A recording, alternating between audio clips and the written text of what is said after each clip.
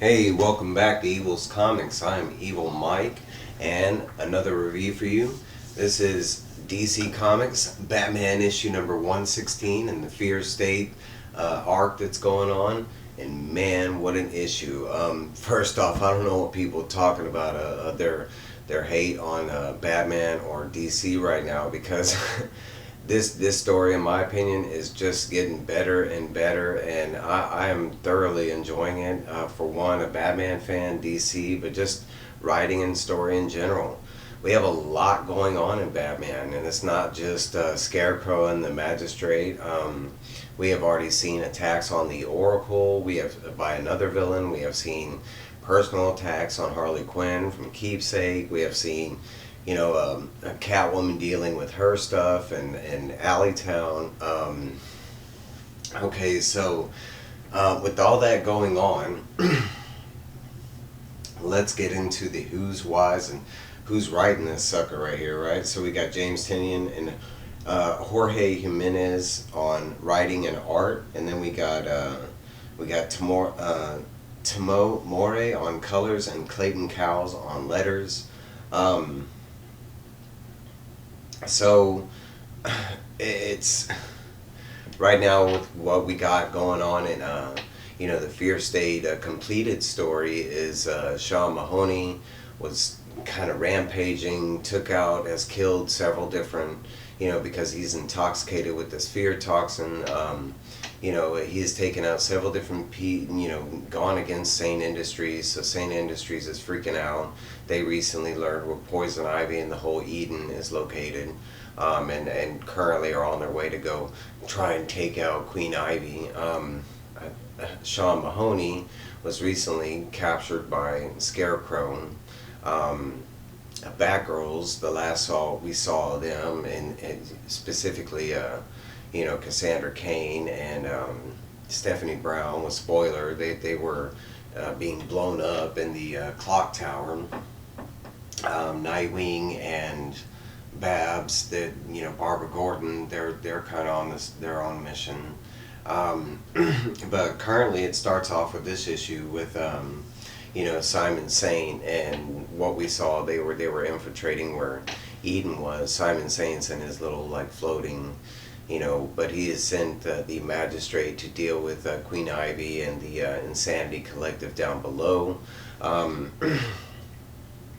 As soon as the first wave gets down there, Ghost Hunter has been sent, or Ghostmaker has been sent. Ghostmaker has been sent down there by Batman to protect Queen Ivy and the Insanity Collective, and he does so easily. He even states to the Magistrate like they didn't even know how to use their weapons, kind of thing. And he is forced to not use lethal combat, which he abides by, but he kills all the drones and mechs that they bring, and quickly dispatches them. During this whole engagement, it pisses off Queen Ivy, and she starts threatening her ties with the all her, because she is set up in all the structural weak spots throughout Gotham, underneath Gotham, and she's about to pull Gotham down into the sewers and lower tunnels that's below Gotham, basically going to collapse the whole city. And she has started to kind of pull it down. At the same time, she is getting pissed at Master Wise, who is the leader of the the Insanity Collective, and she starts kind of entangling him up. I wouldn't say attacking him, but accusing him of she basically is like, screw humans kind of thing. That's it. I gave y'all so many chances. At the same time, Batman and Miracle Molly, they flash over to them, and they are in pursuit of the machine that the Insanity Collective was using to kind of rewrite people's thinking. It sounds bad, but they were using it in a good way.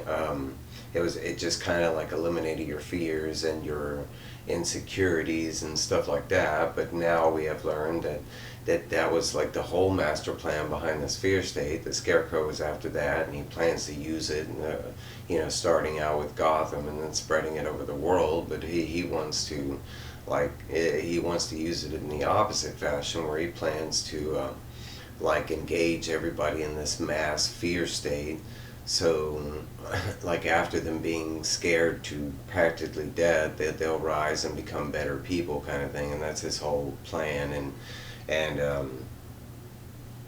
so now that they're using like a GPS device as they're traveling down in the sewers, and they are being led to where the location is, and they are greeted by Scarecrow telling them that they failed, and that they did find the the device and everything, and he instantly tells Batman that it has a backdoor function into everybody that was in the Insanity Collective, including Molly, and he instantly engages the backdoor thing, and it starts frying her circuits because she's, I want to say, like at this point, I think she's like 50% maybe cyborg or android or something like that. She has a lot of advancements, and so do all the other Insanity Collective members. Now she is freaking out on the ground. We kind of are like led around the corner, and I mean, because she's in agony and hurting, and Batman is led around the corner with Scarecrow, and his lair is like right there, and he has Sean Mahoney. And he basically states what he's going to do with Sean Mahoney. He's going to be the first one to prove that, that the fear state thing works. And he's already being rewritten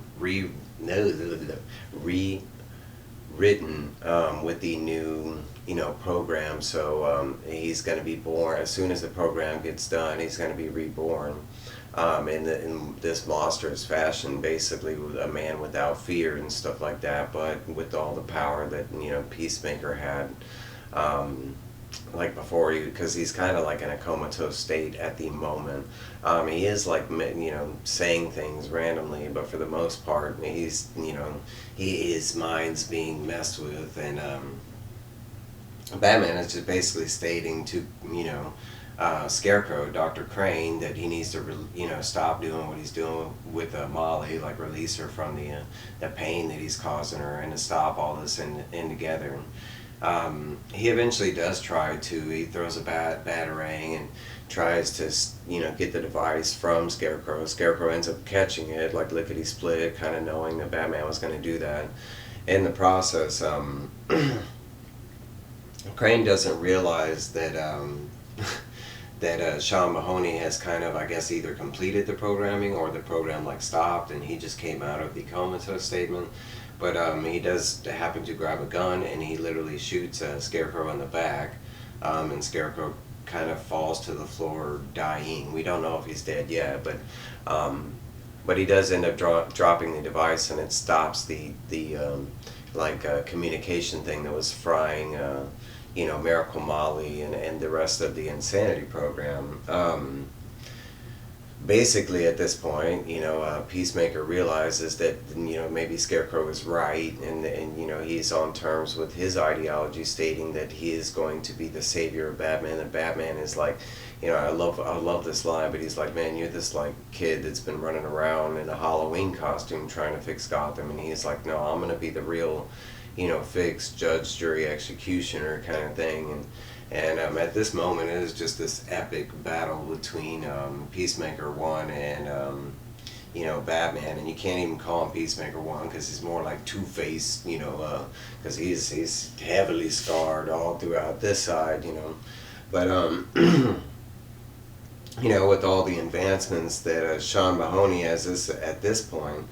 Sean Mahoney has this big ego thing, and he's like, Batman, you can't do anything, and Batman's like, oh, screw that, and literally, Sean Mahoney has a little bit of a upturn in the beginning of the battle. I mean, pretty much the next battles after that is just Batman whooping that ass, and then as this is going on, Molly is literally trying to pull Crane away from them fighting, and she's also trying to get him to like redo what he did to stop everything that's going on, kind of thing, as he is like gently dying on the floor next to this massive battle. Eventually,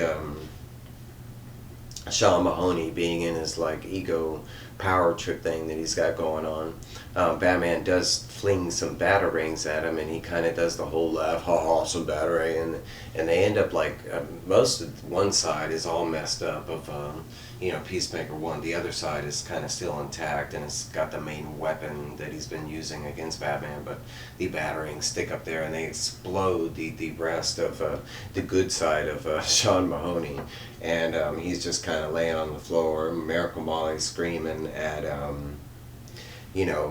Crane to try and stop everything. They flip back over to Queen Ivy, and then they kind of, because the magistrate's already been taken out, Ghostmaker does state that a second wave is on the way, and they probably won't do so well against the second wave. He's not stating his. It's more like trying to protect everybody and keep them alive, kind of thing. But Queen Ivy has, she's over there entangling Master Wise, and to the point where she's about to snap his neck and then go after all the humans and collapse Gotham. And the kind of the last thing we see is Harley finally shows up with the gardener, and she has the Ivy's heart, which is currently it looks like a younger version of Poison Ivy. And that's where this issue leaves off, saying that it's going to be completed in 2 weeks. The side story is Batgirls, and it is part 2 of 3. And oh my God, if this isn't just as good as the main story, I can't wait for this because this is going to be a solo comic that is starting. But this issue was just as good as well, of this little side story, because basically we are in the events in the clock tower with Stephanie Brown and Cassandra Cain as her version of Batgirl, because they are the Batgirls, even though she's called Spoiler and the other one's called just Batgirl, they're still Batgirls. So they're kind of going up, they get kind of rewound, because we've already seen that the clock tower explodes. Even in this issue of Batman they reference it. But they kind of rewind and show it from their perspective, because they did show at one point that they were sneaking into the tower, and the last Barbara saw was the clock tower exploding as they were going inside. This kind of story rewinds a little bit, and we do see Stephanie and Cassandra go on there. They see this to-go bag that Barb has left, and they can tell that Barbara has already left to the Oracle 2 substation that we've already seen in, I think it was Detective Comics. We do see, and it shows Simon Saint, and if you were just reading this, you wouldn't, if you just caught it, you wouldn't understand, but this is kind of one of the other villains that have popped up. I think it's like the Seer or something like that is the villain's name, but the Seer uses avatars digitally to look like other people. We've seen the Seer look like Alfred and Batman and Hugo Strange, and they don't reveal what they really look like. They kind of show bits and pieces of what the Seer looks like, and it looks like just a girl behind a computer screen kind of thing. But they show that the Seer is using a avatar of Simon Saint, and basically the Seer hijacks the magistrate's comms, and she puts out an issue for the Batgirls at the clock tower to attack the Bat Tower with extreme prejudice, that there is that the Batgirls are on the #1 kill list or whatever. So it just shows the magistrate showing up, issuing a warning, and a second later them unleashing tank ammunition and all kind of stuff, and that's when the clock tower kind of explodes. They do show Cassandra and Stephanie grab the to-go bag as everything starts happening, but they were already kind of in the process of leaving, because Barbara already gave them the hint that it wasn't safe, kind of thing.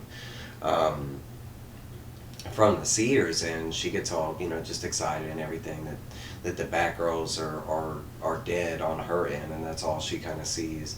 They do show that, and they kind of catch you up that the whole reason that back to the first issue of the side story with Cassandra Cain, why the magistrate was after her, and it was because the Seer had originally set her up during some past events in Batman Urgent Legends, issue number 8. So they just show like Stephanie and Cassandra like leave the clock tower, kind of go around the corner, change out of their costumes real quick, and start walking around as little girls, still hiding though. And then as they're doing so, they come across a reporter who's reporting the incident, and the reporter is even kind of finding it really odd that Saint Industries and the magistrate are using this type of force on just a regular building, and they do get a report that it's because of some terrorist, and but the reporter is not buying it. There is this whole thing between Stephanie and Cassandra about them having to hide and stay low and this and that, and it really gets at that they're more than just teammates or something like that, that they really are sisters, because it really breaks them down. Like they're you can tell that they're getting depressed because they're being attacked on like all fronts, especially Cassandra, because the way Stephanie keeps talking like past tense and kind of thing, well, we were Batgirls and this and that. Now we have to hide kind of thing, and Cassandra's like, no, we're still Batgirls, we're still kick-ass kind of thing. And at the very end, they kind of see this other report where they're kind of reflecting more on the magistrate and the Simon Saint thing, and it's just basically Cassandra and Stephanie Brown stating that they're going to try to basically catch up with the Oracle 2 substation, and they're going to keep continuing on being Batgirl during the investigation, trying to figure out who the Seer is. But they do show that it will be continued on in issue number 117 of Batman, and then they'll get their own issue. But I mean, you talk about the sub-story, the art is beyond crazy, and then on top of that, the story is just really good. Overall, all the bad stories that are tying into the Fear State is really good. But that's my review. I got a lot dropping today. Don't feel obligated to watch all of it. Watch what you like. I will see you all soon. Comment if you read or if you're enjoying it. If you hated, blah, blah, blah. Comment anything you want. I'll see y'all later. Bye, guys.